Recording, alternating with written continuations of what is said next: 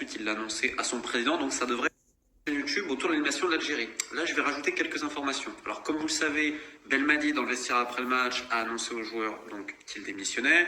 C'est vrai que ça a été peut-être un petit peu chaud à un moment. Ensuite, il l'a annoncé à son président, donc ça devrait bientôt être officiel.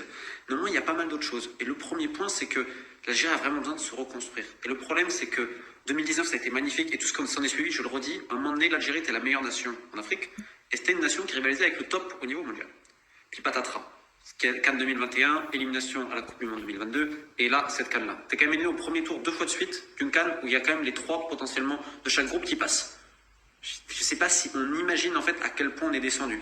Alors autant en 2021 tu manques énormément de réalisme, autant cette année-là, alors oui, contre le Burkina, on peut parler d'erreur d'arbitrage et tout. Mais le problème, je le répète, en Algérie, on a tellement cherché les complots qu'on a oublié à jouer. On a tellement cherché de boucs émissaires qu'on a oublié de parler de football. Là, on voit, oui, c'est la presse, oui, c'est des aides-foot, oui, c'est l'influence du Maroc, l'arbitrage, la pelouse, le jardinier, que sais-je encore. À un moment donné, quand tu prends autant de buts sur coup de pied arrêté, que défensivement tu es aussi friable, que tu as autant de pertes de balles stupides, et que tes mecs qui mettent autant de temps à monter pour jouer leur jeu, je veux dire, faut pas oublier que le but du Cameroun pour les éliminatoires, c'était parce que les mecs sont pas remontés assez vite sur leur jeu. Hier, face à la Mauritanie, c'est passé.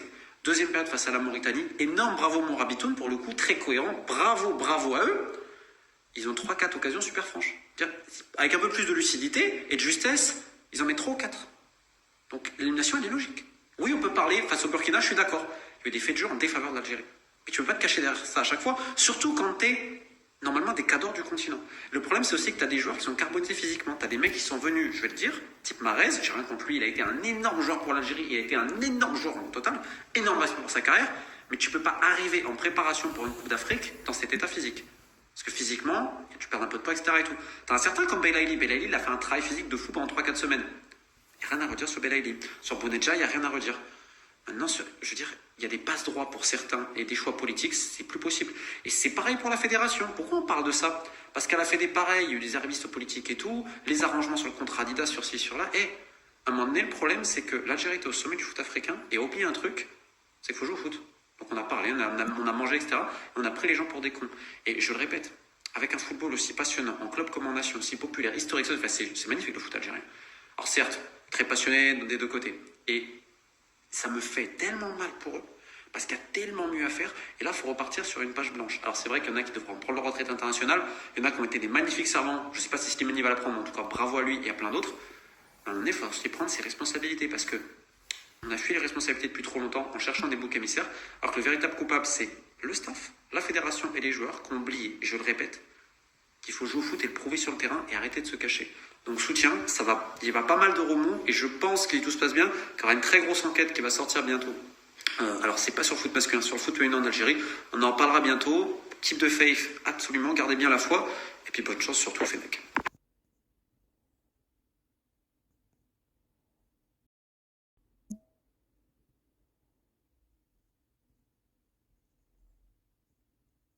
Petit update sur la situation en Algérie parce que c'est à la fois triste et quand même très révélateur de certaines méthodes.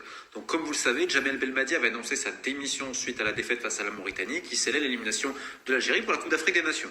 Donc il explique ça. Ensuite, il y a des pourparlers avec son président de fédération pour justement la résiliation à l'imam, etc.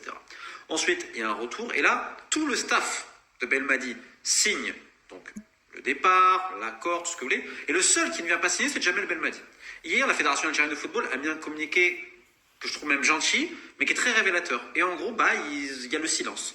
Donc en fait, il y a eu une rétractation de Belmadi vis-à-vis des conditions financières de son départ. Alors qu'on rappelle, c'est lui qui avait annoncé sa démission aux joueurs, et tout ça après les 3 échecs consécutifs, Cannes 2021, qualification au Mondial 2022, et cette Cannes 2023. Bref. Et ensuite, il part au Qatar, là où il réside et tout, sans donner de nouvelles. Donc la Fédération algérienne de football dit logiquement qu'elle se met en quête d'un nouveau staff technique et tout, ce qui est totalement logique.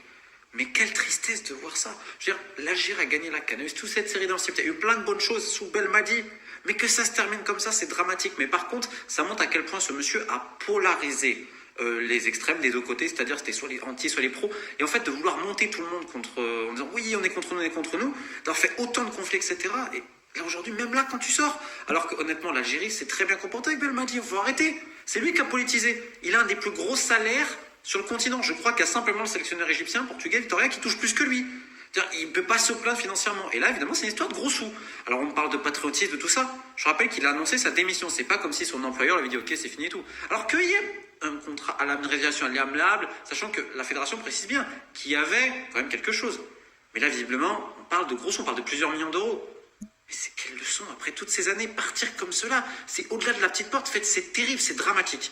Et ça montre en fait surtout que la fin de cette aventure, il fallait évidemment un nouveau cycle, mais qu'elle est saine pour personne en fait, parce qu'il n'y a que des polémiques et tout ça. Et en fait, on oublie le football. Et ça fait penser également qu'il y a plusieurs joueurs, là, personne rien n'annonce, il y en a qui ont pensé qu'ils allaient sur la retraite, non. Il va falloir faire un nouveau cycle. Alors la fédération l'a compris, je ne sais pas qui va venir en tant que sélectionneur, ne pensez pas à trop de rêves. Il y a des noms qui sortent, non. De ce que je sais, la FAF a ciblé que quelques profils, on va voir ce qui va se passer.